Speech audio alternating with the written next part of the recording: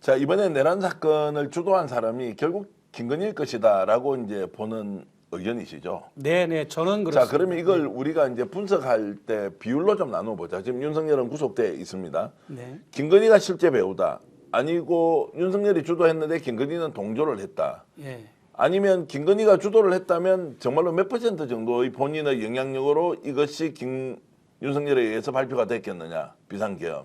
이 부분에 대해서 좀 의견을 좀 주시면 고맙겠습니다. 저는 두 부부가 예. 윤석열, 김건희 부부가 그냥 두런두런 시간만 나면 거기에 대해서 의견을 교환하고 계속 업데이트이 돼서 이런 결과물이 나왔다고 생각을 네. 하고 이제 제 사건, 디올백 사건 이슈가 돼가지고 굉장히 곤경에 처하고 불기소 처분을 하니까 국민들의 여론이 굉장히 악화됐지 않습니까?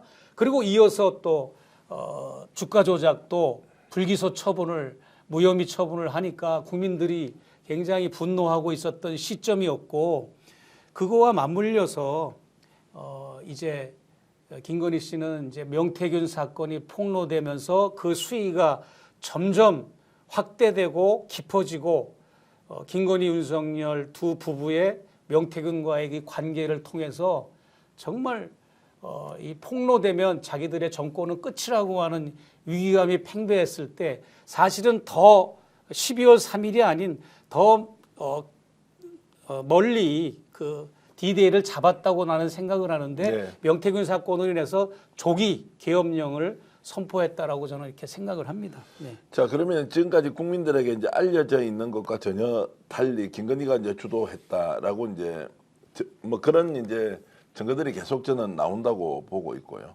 네. 그러면 결국 김건희를 보호하기 위해서 윤석열이 비상계엄을 선포했다는 걸로 자연스럽게 이어지지 않습니까? 그렇습니다. 그럼 김건희 덮으려고 비상계엄 선포했다.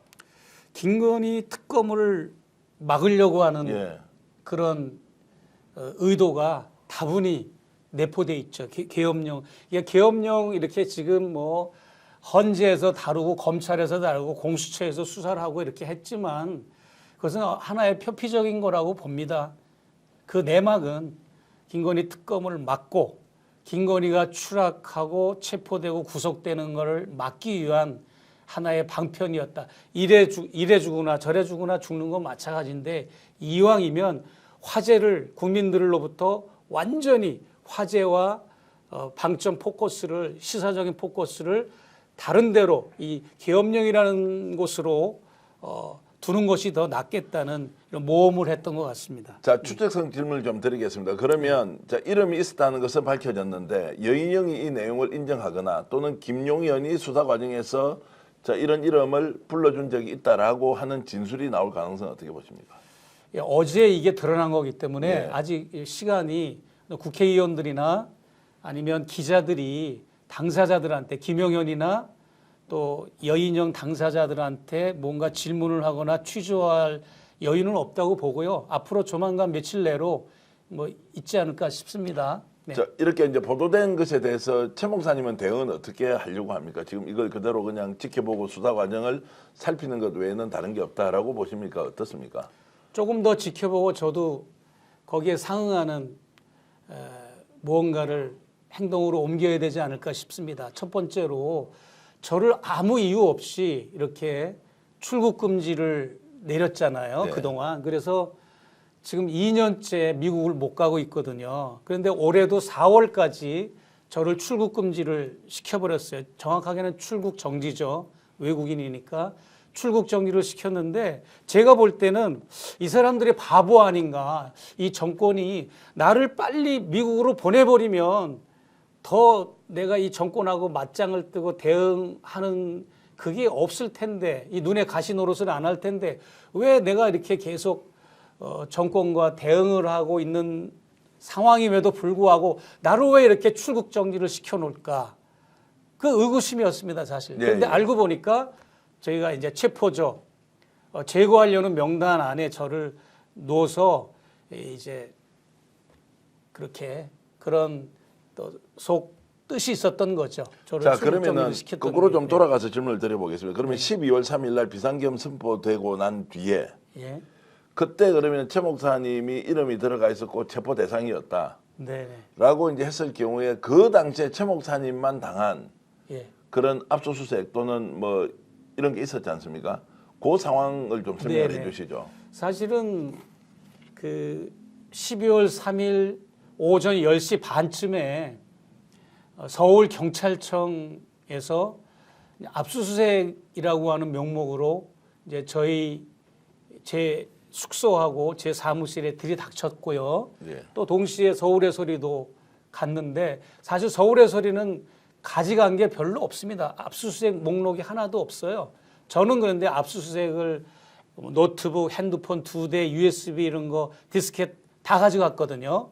그리고 저는 거의 6시간 동안 제 사무실과 제 숙소를 압수수색을 했는데 그 병력이 경찰 병력이 경찰버스 3대와 소방차, 소방대원 5명 이런 대규모 인력들이 들이닥친 거죠. 근데 제가 볼 때는 이번 계엄령에서 가장 먼저 제가 이렇게 정권에 탄압을 받고 이렇게 컨트롤을 당한 거 아닌가 이렇게 생각을 하고요. 그날 저는 계엄령을 어디서 맞이했는가 하면 광화문에 있는 서울경찰청 본청에서 맞이했습니다. 조사를 받고 있었죠. 네, 이제 포렌식과 조사 이걸 하느라고 거기서 계엄령 뉴스를 듣고 내가 갑자기 설사가 난다, 배가 아프다 그러고 제 수행원을 데리고 빠져나갔습니다. 일단 뭐 그 계엄령의 그 핵심이 뭐냐면 영장 없이도 체포가 가능한 거잖아요. 맞습니다. 그래서 제가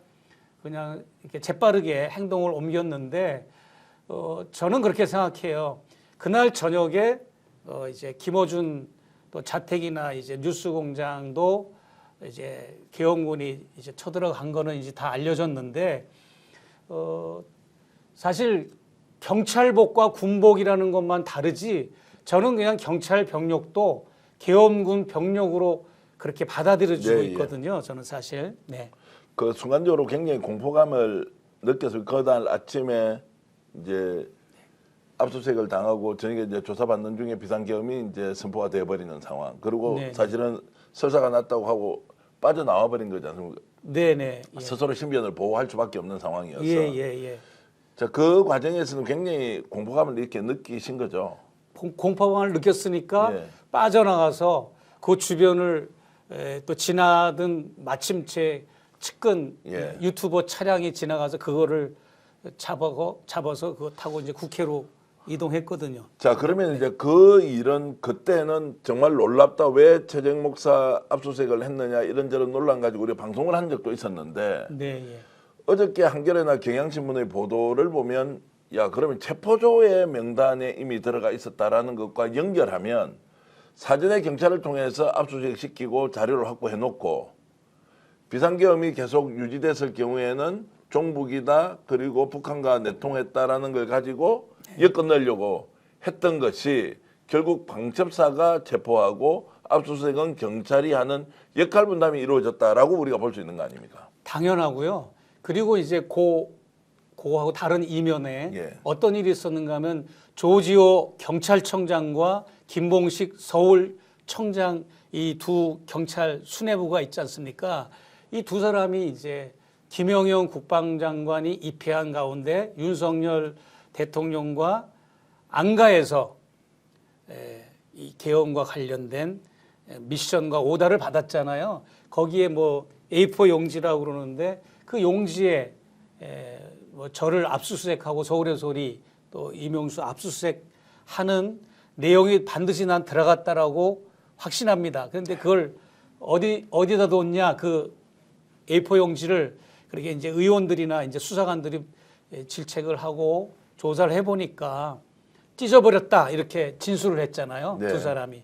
그렇기 때문에 저는 서울 경찰청이나 경찰 세력 또 계엄군 군부 세력 이런 양쪽으로부터 저는 신변의 위험을 받았다고 이렇게 생각이 들어요. 자, 댓글로 많은 분들 의견 주고 계신데 만약에 계엄 성공했다면 리스트에 나온 인사들은 모두 사망했을 겁니다. 한 리버님 이런 의견 주셨고요. 참 읽어드리는 것으로도 굉장히 좀 공포감이 생기는데요. 자, 장현주님도 의견 주고 계시고요. 그리고 성리의 나팔님, 백조님 이렇게 의견 주고 계십니다. 결국 이번 이 사건 이제 명태균 게이트가 터지기 전부터 치밀하게 준비를 했다라고 이제 보시는 쪽입니까? 어떻습니까? 이 작년 3월부터 준비를 했다, 재작년 3월부터라는 의견도 있고, 개헌까지는 검토는 했다더러 실행을 구체적으로 하기에는 오히려 명태균 게이트 터지고 난 뒤부터 했다라는 것, 이제 누구보다 잘 아시지 않습니까? 윤석열, 김건희의 그 상황 인식이나 지금 현재의 판단력 이런 것들을 잘 아시는데 어떻게 분석을 하고 계십니까? 네, 저는 이 계엄령이 선포되는 그 이전에 이 정권 전체 타임라인을 내가 이렇게 조사를 해봤어요. 제 나름대로 해봤는데 윤석열 부부가 박근혜 대통령을 만난 적이 있었고 관저로 초청한 적이 있습니다. 맞습니다. 그러고 또 이제 여러 가지 그런 타임라인을 조사해 보면 조현천 전 기무사령관 예. 이 사람의 어떤 그 재판에서의 혐의를 이제 여러 가지로 이제 언급하는 그런 회동 같은 게 느껴졌고요. 또 그게 딱 맞아요. 그 만나는 타임라인이 딱딱딱. 그리고 김용현과 조현천이 같은 또 육사 동기 아닙니까? 네. 그래서 이제 그러면서 이제 말씀하신 대로 재작년 3월부터 이게 기획이 되고 그리고 이제 쭉 이제 점점점 업데이트 되다가 김용현 경호처장과 또 이제 그 신원식 국방부 장관이 서로 맞교환을 하지 않습니까? 맞교환하고 안보실장으로 가고 국방부 장관으로 가는 그 시점이 거의 무르익은 거의 이제 실전에 돌입하는 정도의 구체화되는 단계 이런 걸로 쭉 이제 제가 이제 타임라인을 체킹을 해봤어요. 그런데 결국은 경호처장 그만둔 경호처장 있지 않습니까? 차장 말고 박종준요. 박종준 경호처장도 지금은 이제 흔적도 없이 지금 이제 여기 우리 시사 라인에서 사라졌는데 사실 이 경호처장이 아까 얘기한 경찰청장 두 사람을 안가로 부를 때도 그 경호처장에 연락을 해서 왔고 무슨 말이냐면 경호처도 이 내용을 계엄령에 관한 내용을 실시간으로 늘 알고 있었고 모르는 부서가 어디 있었겠습니까? 국방부는 국방부 장관 그 라인 직계 라인은 알고 있었을 것이고 경찰청 라인 다 사실은 미리 알고 있었던 거죠. 뭐 제 이름 밝혀진 것도 11월에 이 사람들 거짓말했잖아요. 이 4명의 사령관은 당일날 알았다고 뭐 TV를 통해서 알았다고 거짓말했지만 11월 초에 제 이름 메모가 발견된 거 아닙니까? 그렇기 때문에 김건희 씨가 몰랐다고 하는 거는 이건 삼척동자도 웃을 일이고 또 의도적으로 이상민 행안부 장관이 우리 대통령께서 뭐 우리 집사람이 이거 계엄령 미리 알려주지 않아가지고 되게 서운하고 화냈을 것이다라고 하는 애드립을 친 것도 결국은 그걸 거꾸로 뒤집어서 우리는 해석을 해야 되거든요. 그거는 김건희 씨의 어떤 그 죄가를 덮어주기 위한 하나의 그런 발언이지 실제로 김건희가 몰랐다고 하는 건 있을 수가 없습니다.